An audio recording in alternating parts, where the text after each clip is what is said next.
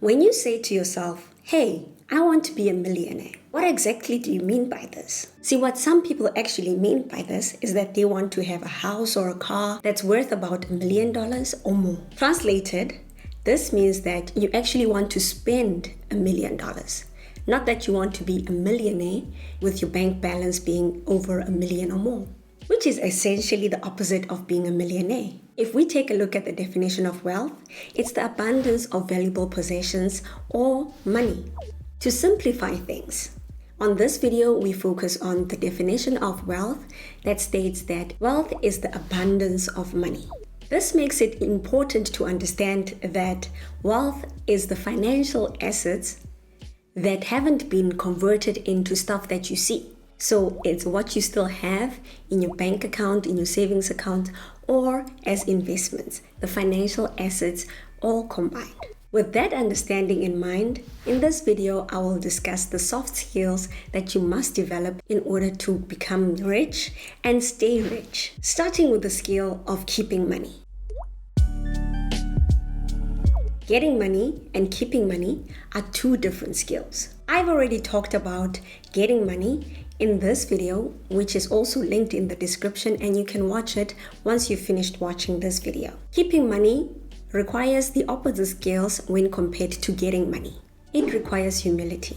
For me, this means maintaining the same lifestyle as I had before. I don't start flying first class or eating exclusively at Michelin star restaurants just because my bank balance says that I can afford to. In other words, my ego doesn't get inflamed by the size of my bank account. To keep money, you need to have fear that what you've made can easily be taken away from you just as fast. It requires you to be frugal and acceptance that what you've made can be attributable to luck. So past successes cannot be relied upon to repeat forever.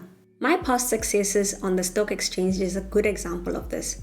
I bought a large number of stocks during the pandemic when the stock market was deep in the red. I got them for cheap, I held on to them and started building my wealth in that way. But this also serves as a reminder to myself that past success was partly due to luck and cannot be expected to repeat forever. Keeping money and not spending it out requires all these skills. The reason why people spend so much on material possessions is because they want other people to think of them in a certain way. This brings me to my next point. Learn to stop caring about what other people think about you. Examples of people with a low income, yet with a high level of success in their personal finance tend to show that these people don't actually care much about what other people think about them.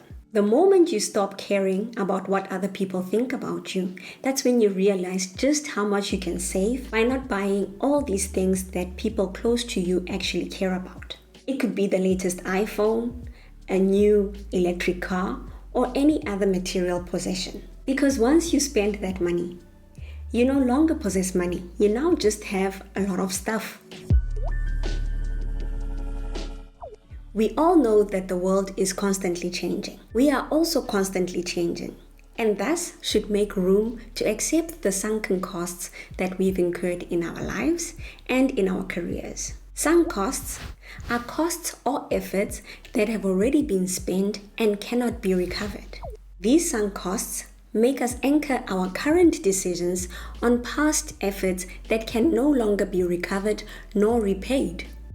This is like the time and effort that you spend in university holding you back from looking for a new job that might be more interesting for you. And you do this because you feel that time and effort that you spend would have all been a waste. Life is too short for this, and there's greater chances of building your wealth doing something that is better suited for the person that you are today. Comment down below on recent changes in your life or career that you have accepted and have helped you to become happier and more successful. Because realizing this is already a win and a success for you. People struggle accepting change, and this is linked to the struggle that some people have accepting the honest truth. Anyone who has achieved long-term success knows just how important it is to be honest with yourself. Self-honesty is a tough skill to master because it requires something that most people are not willing to do. It requires you to expose your deepest vulnerabilities and set aside your pride. It means being honest about what you can do and what you can't do, even if that's not what you want to hear at all. If you're not honest with yourself in this way, how will you be able to set goals for yourself, learn new skills to achieve those goals? Without self-honesty, it'll be difficult for you to accept the bad money habits that you have that are keeping you poor.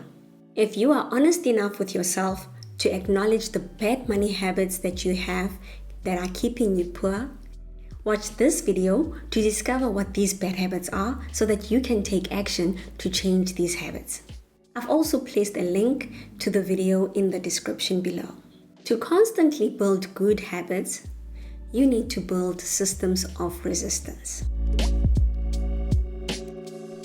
Simply put, these are strategies that you can put in place in order to avoid the time wasting when you have distractions.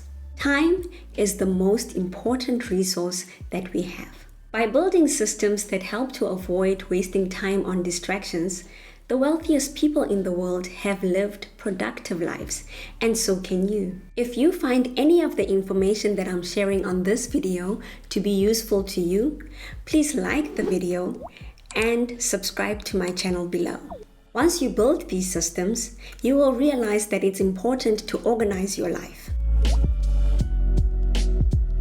The most successful people in the world build organizational strategies that boost their productivity and help to keep their lives in order. Each aspect of our lives needs organization. To save time and achieve your highest goals, you need to constantly streamline complex processes and improve outdated procedures in your daily life and in the work that you do. Just imagine what you could do if your digital life was well organized. You would be able to find anything you've ever learned, touched, or even thought about in a matter of seconds. You'd be able to organize your knowledge and use it to achieve your goals. Most importantly, you'd be able to connect ideas and notice patterns across different areas of your life. These last few skills that I've mentioned require the most essential skill that binds them all together: accountability. If you want to become rich and achieve your goals, you need to do one thing above all else: take responsibility for your own actions. Accountability is the most important skill because it forces you to take your failures seriously. You can't excuse or run away from them. You can't play the victim or pass the blame to somebody else. Taking responsibility requires you to have an introspection, acknowledge the mistakes that you've made, and learn from them. Failure to do this will leave you stuck making poor investment decisions and never figuring out why your investments fail.